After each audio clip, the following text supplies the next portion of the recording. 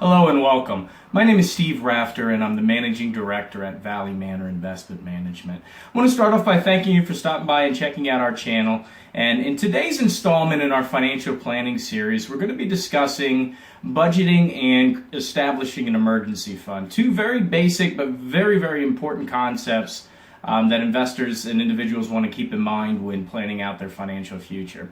So we're going to get started with the budgeting aspect because I know a lot of folks struggle with that, and as long as I've been doing this, one of the first questions I ask people is, what are you spending on a monthly basis? And so few have the answer to that. So we want to start by addressing that.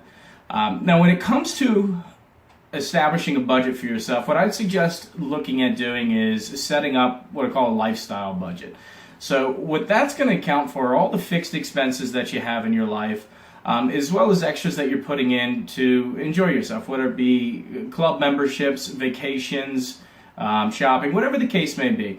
Come up with that monthly figure for yourself that's going to be below what your earning is and try to stick to that figure.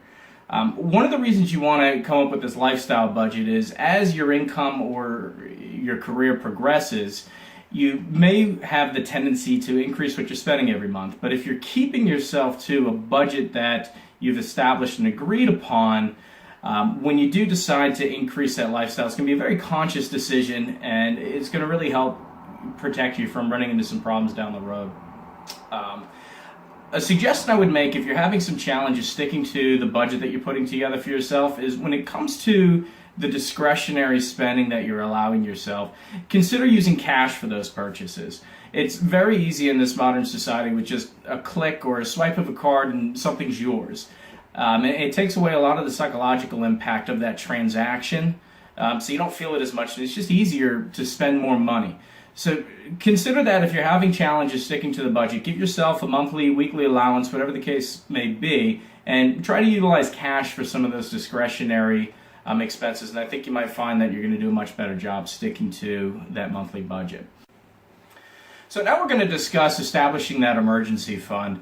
Now, when putting together that emergency fund, we want to be aware of the figure that we came up with in our budgeting exercise.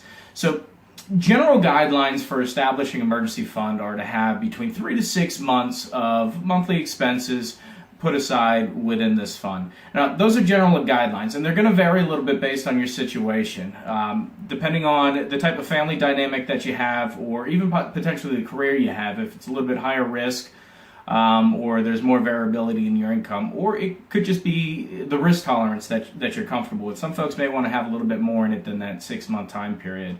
But be sure to establish that emergency fund for yourself, and you want to make sure that you allocate it and separate it from the regular spending that you have. So consider opening up a savings account at your bank or a money market account, or even look at establishing a brokerage account where the funds are going to be very liquid. You can access them at any point when you need to without penalty, but it's not going to be commingled with your regular day-to-day spending. So by establishing the budget for yourself and getting this emergency fund in place, you're really going to be making some great strides in terms of securing your financial future and making sure that you're getting a little bit ahead of the pack. So if you have any questions, or if you need some assistance with putting a budget together for yourself or establishing the emergency fund, don't hesitate to reach out. And again, if you find the video to be helpful, or if there are topics that you'd like to discuss more in the future, feel free to leave a comment below. And share the videos with your friends. Thanks again for stopping in, and we'll see you in the next installment in our financial planning series. Thank you and enjoy the day.